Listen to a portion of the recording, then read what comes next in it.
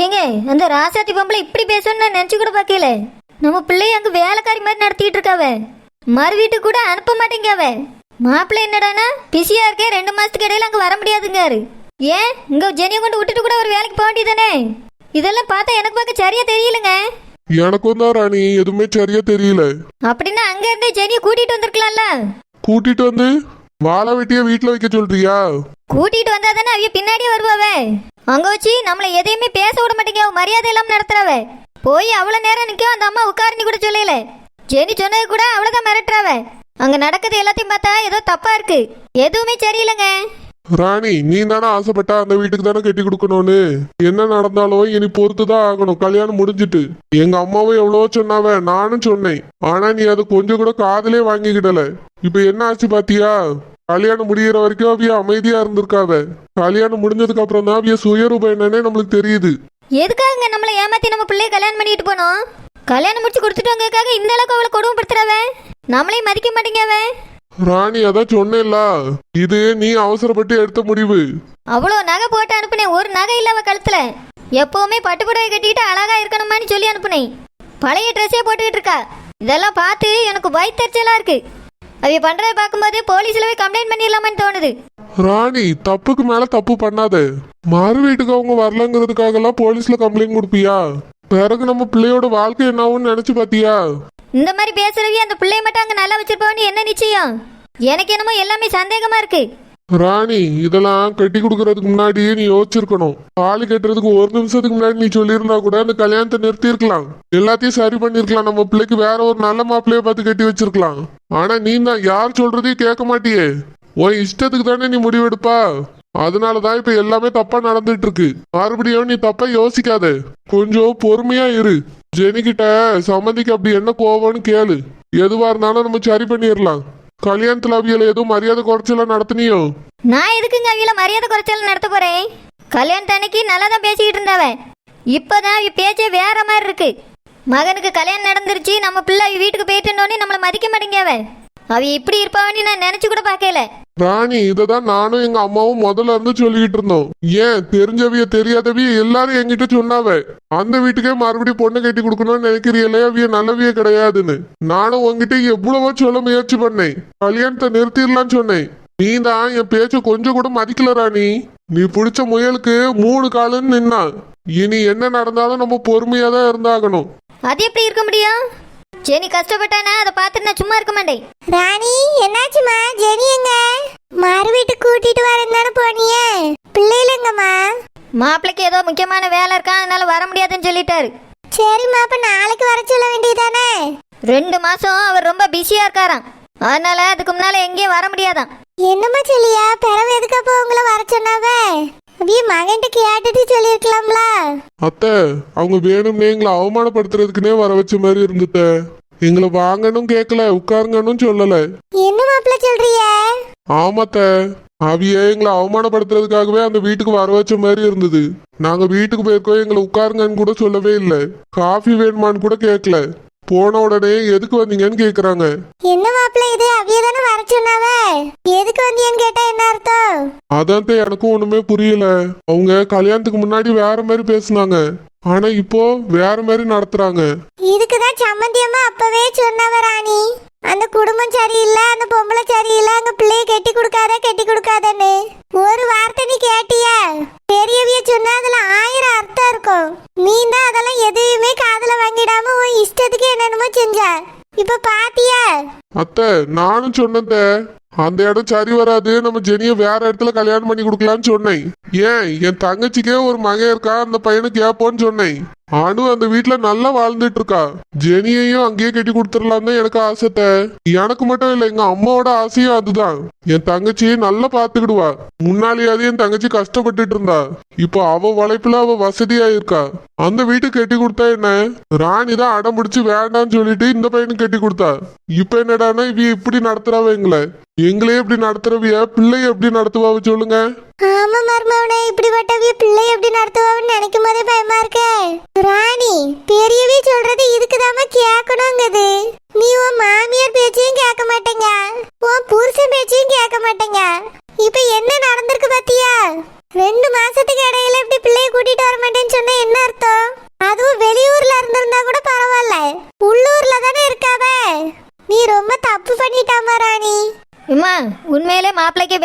இருக்கும். சும்மா நான் தப்பு பண்ணிட்டேன்னு சொல்லாதீங்க. நான் எந்த தப்பு பண்ணல, எல்லாமே நான் சரியா தான் பண்ணியிருக்கேன். ராணி நம்மளுக்கு இவ்வளவு அவமானப்படுத்தியிருக்காவ, அப்படி இருந்தும் நீ எப்படி எல்லாமே சரின்னு சொல்லிட்டு இருக்கா? இங்க பாருங்க, நீங்க உங்க தங்கச்சி மகனை மனசுல வச்சுட்டு இந்த மாதிரி பேசிட்டு இருக்காதுங்க. எனக்கு சரோஜா வீட்டுக்கு என் பிள்ளையை கட்டி கொடுக்கறதுல இஷ்டம் கிடையாது. அதனாலதான் ராசாத்தி அம்மா கேட்டவொடனே கட்டி கொடுத்தேன். அவளுக்கு இப்ப என்ன பிரச்சனைன்னு தெரியல. இதுக்கு முன்னாடிலாம் அவ இப்படி பேசுனது இல்ல. ஏதோ பிரச்சனை இருக்கு, அதனால ஏதோ கோவத்துல பேசிட்டு இருக்காவ. அவ எப்படி இருந்தாலும் சரி, எனக்கு அதை பத்தி கவலை இல்ல. மருமகன் ஜெனியை கூட்டிட்டு வெளிநாட்டுக்கு போறாரு. அங்க போனா அவ 2 பேரும் நல்லா தான் இருப்பாவ. ராணி நம்ம வீட்டுக்கு 2 மாசத்துக்கு இடையில வர முடியாதுன்னு சொல்லியிருக்காரு. வெளிநாட்டுக்கு போனா மட்டும் ஓயாம வந்துட்டு போவாங்களா? இல்ல பிள்ளை அங்க எப்படி இருக்கான்னு நம்மளுக்கு தான் தெரியுமா? எனக்கு என்னமோ எல்லாமே தப்பா தெரியுது ராணி. உங்க மனசுல ஏதோ ஒண்ணு இருக்கு, அதனால தான் பார்க்கறது எல்லாமே தப்பா தெரியுது. எனக்கு எல்லாம் சரியா தான் தெரியுது. வெளிநாட்டு கூட்டிட்டு போயிட்டாருன்னா எல்லாம் சரியாயிரும். ராணி ஜெனிக்கு ஒரு போன் போட்டு கேளுமா, ஏதோ அங்க பிரச்சனையா, நாங்க எல்லாரும் வந்து பேசட்டுமான்னு கேளுமா. சரிம்மா, நான் பிறகு கேட்கேன். இப்பயே போன் பண்ணா அவ பக்கத்துல இருந்தா ஏதாவது பிரச்சனையா இருக்கும். சரி வராது, அதனால அப்புறமா கேட்கலாம். சரிம்மா. மர்மவனே, என்ன மர்மவனே இதெல்லாம்? அதான் எனக்கும் ஒண்ணுமே புரியல. ஃபர்ஸ்ட்லாம் அவங்க நல்லா தான் பேசுவாங்க, இன்னைக்கு என்னாச்சுன்னு தெரியல. வீட்டுக்கு போனவங்கள உட்காருங்கன்னு கூட சொல்லவே இல்லை. யாரோ ஒருத்தவங்க ஆகாதவங்கள நடத்துற மாதிரி நடத்துனாங்க. மர்மவனே, அப்படின்னா நீங்களும் ஜெனிக்கு போன் போட்டு கேளுங்க. அங்க எதுவும் பிரச்சனையா வந்து பேசட்டுமான்னு கேளுங்க மர்மவனே. ராணி கிட்ட அந்த பிள்ளை எதுவும் பிரச்சனைன்னு சொன்னாலும் இவ போய் எதுவே கேட்கவும் மாட்டா. உங்ககிட்டயாவது சொல்றாளான்னு பாருங்க, நம்ம போய் கேட்போம் மர்மவனே. சரிங்க நான் ஜெனி கிட்ட பேசுறேன். இப்பதான் எனக்கு சந்தோஷமா இருக்கு. அந்த ராணி என்னை எப்படி நடத்தினாலும் அதே மாதிரி அவளை நடத்திட்டேன். மனசுக்கு இப்பதான் நிம்மதியா இருக்கு. ஆனா அவ என்கிட்ட சண்டைக்கு வருவான்னு நினைச்சு எதுவுமே சொல்லாம போயிட்டாளே.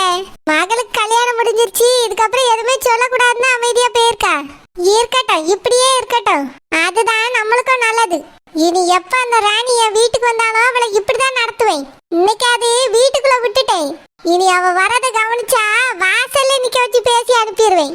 அவ மவளை பார்க்கவே விட மாட்டேன்.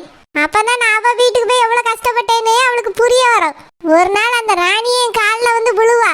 நான் என்ன செஞ்சா என் பிள்ளைய நல்லபடியா பாத்துக்கிடுவான்னு கேப்பா. அப்போ நான் எல்லா சொத்தையும் எழுதி தந்தாதான் உன் பிள்ளைய நான் நல்லபடியா பாத்துக்கிடுவேன்னு சொல்லுவேன். அந்த ராணியை சொத்து எல்லாத்தையும் எழுதி வச்சுட்டு போவா. கூடிய சீக்கிரமே இது நடக்க தான் போகுது. சொத்து பணம்லாம் இருக்கிறதுனால தானே இந்த ராணி இவ்வளவு ஆட்டம் படியா.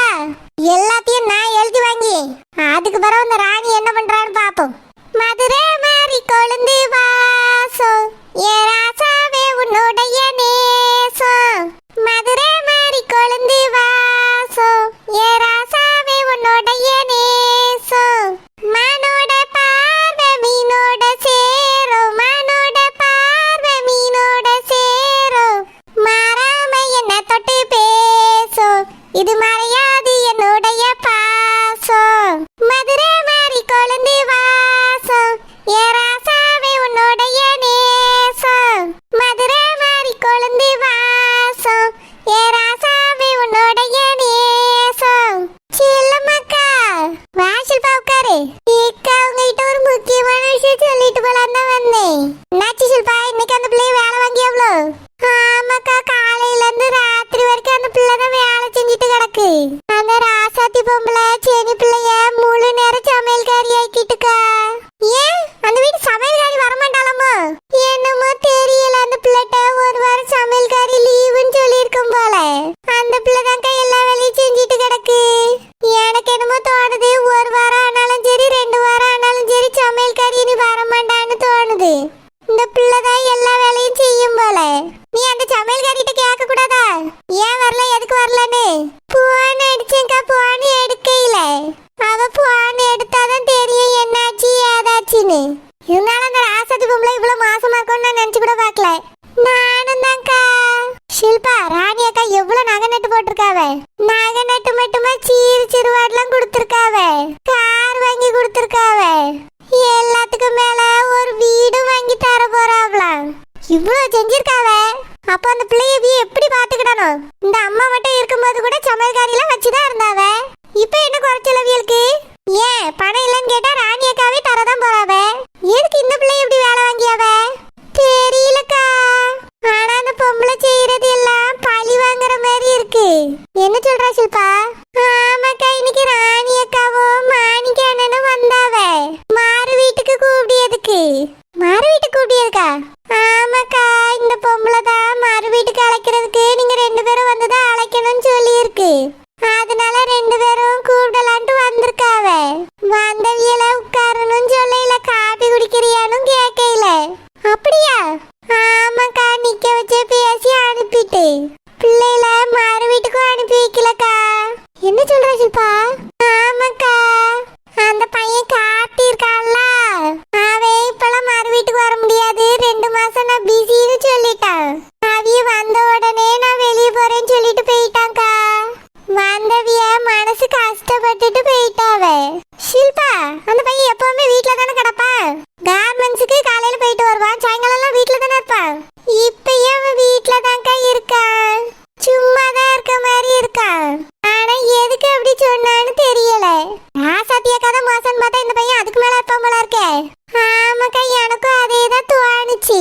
அவிகிட்ட ஏதோ முக்கியமான வேலை இருக்குன்னு வெளியே போனானா கொஞ்ச நேரத்துல வீட்டுக்கு வந்துட்டான்க்கா. முக்கியமான வேலைலாம் எதுவுமே இருந்த மாதிரி தெரியல. வேணும்னே தான்க்கா போய் சொல்லியாவ. எதுக்கு ஷில்பா? ஏக்கா, அடிக்கடி இந்த ராசாத்தி பொம்பளை புலம்பிக்கிட்டே இருக்கும். ராணி என்னையும் மதிக்கவே மாட்டேங்க, உட்காரன்னு சொல்ல மாட்டேங்க, வரவேற்க மாட்டேங்கன்னு. அதான் இப்போ வாய்ப்பு கிடைச்ச உடனே பழி வாங்கியாவன்னு நினைக்கேன். ஷில்பா, அதுக்கு எதுக்கு கல்யாணம் பண்ணணும்? ஏக்கா, கல்யாணம் முடிஞ்சாதானே ராசாத்தி அக்கா சொல்றத ராணி அக்கா கேட்பாவே. அதுக்குதான் நான் அந்த ராசாத்தி பொம்பளை மோசம்னு நினைச்சேன். ஆனா இவ்வளவு மோசமா இருக்கும்னு நீ நினைச்சு கூட பார்க்கல. ஏக்கா, நான் அந்த வீட்டு வேலைக்காரி என்னையவே இவ்வளவு பாடுபடுத்தியாவ. அந்த வீட்டு மருமவுல சும்மா விட்டுருவாப்ல. நம்மளும் இதை நினைச்சிட்டு தான் கல்யாணத்தை நிறுத்துறதுக்கு ஏதாவது உதவி செய்யலான்னு பார்த்தோம். ஆனா கடைசியில நம்மளால எதுவும் செய்யவும் முடியல, அந்த கல்யாணத்தையும் நிறுத்த முடியல. கல்யாணமும் நடந்து முடிஞ்சிட்டு இப்போ அந்த பிள்ளை கஷ்டப்பட்டுட்டு இருக்கு. ராணி அக்காக்கு இதுவும் வேணும் என்னமும் வேணும். அப்பவே அவிய மாமியார் சொன்னதை கேட்டுட்டு கல்யாணத்தை நிறுத்தி இருக்கலாம்ல. நிறுத்தாதனால தான் இவ்வளவு பிரச்சனையும். ஆமாக்கா, கரெக்டா சொன்னீங்க. அந்த அம்மா எவ்வளவு போராடி தான் பார்த்தாவ. அவியதாங்க கேட்கல. கிளிய வளர்த்து குரங்கு கையில பிடிச்சு கொடுத்துட்டாவ. அந்த பையன் நல்ல குணமா இருப்பான்ல நினைச்சோம். ஏக்கா, அவிய அம்மா குணம் தானே அந்த பையனுக்கும் இருக்கும். ராசாத்தி அக்கா மாதிரி தான் இருக்கா அந்த பையனும். இவ்வளவு நாளா அவன் வரதும் தெரியாது போறதும் தெரியாது, அமைதியா தான் இருப்பான். இப்ப என்னன்னு தெரியலக்கா, அவனும் சரியில்லை. யாராவது 2 மாசம் கழிச்சு மறு வீட்டுக்கு வரேன்னு சொல்லுவாப்ல. அந்த பையன் திமிரா சொல்லிட்டு போயிட்டான்க்கா. அப்புறம் கொஞ்ச நேரத்துல வீட்டுக்கு வந்துட்டான். ஷில்பா, கேட்கும் போதே ரொம்ப கஷ்டமா இருக்கே. அந்த பிள்ளை எப்படி தாங்கிக்கிடுது? ஏக்கா, அந்த பிள்ளை ரொம்ப நல்ல குணமா இருக்குக்கா. இவ்வளவு வேலை சொல்லியாவன்னு அவிய அப்பா அம்மாட்ட கூட சொல்லல. நான் கேட்டது கூட எனக்கு சமைக்க தெரியணுங்கிறதுக்காக அத்தை வேலை சொல்லியாவ அப்படின்னு சொல்லி சமாளிக்குது. அப்படியே சொல்லுது அந்த பிள்ளை? ஆமாக்கா, அந்த பிள்ளைக்கு ஒண்ணுமே தெரியல. எல்லாரும் நல்லவியன்னு நினைக்குது. ராசாதி பொம்பளையும் நல்லதுக்காக தான் அப்படி வேலை சொல்லுதுன்னு நினைச்சிட்டு இருக்குக்கா.